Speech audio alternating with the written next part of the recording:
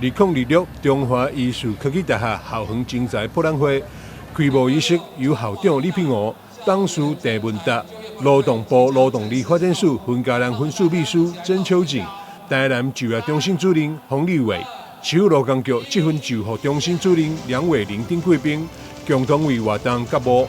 智慧醫療躍馬奔騰，象徵我們中華醫大培育人才，學子學有所用，產業取良才，成就青年事業雙贏的未來。醫事學校其實是很重要的人力，除了台積電的這一些人才之外，我想醫護人力是是我們社會最需要的。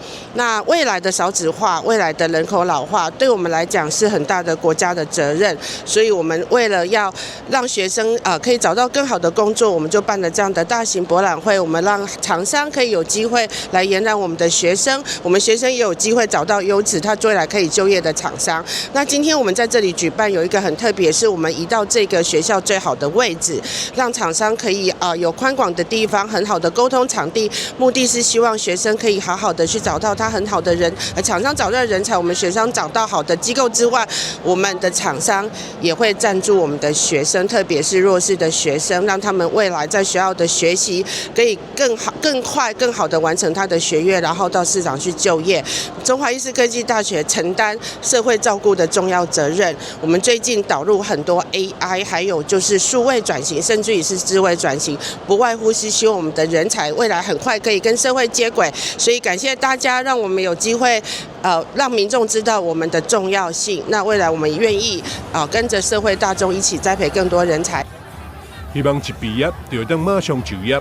歡喜的學生詳細聽到節目資訊以及工課內容，就是要找到心目中的理想工課。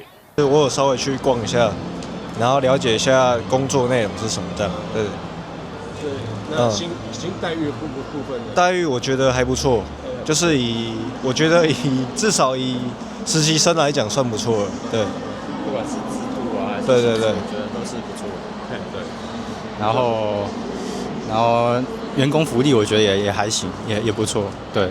然後剛才目前聊這樣子，其實蠻開心的。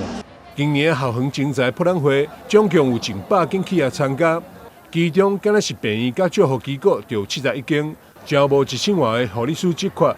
另外嘛有生技公司、工程科技公司、物件公司、公營企業甲公軍單位設大徵才，開出總共1700外個職缺，向華醫的應屆畢業生招手。台南新聞張偉忠採訪報道。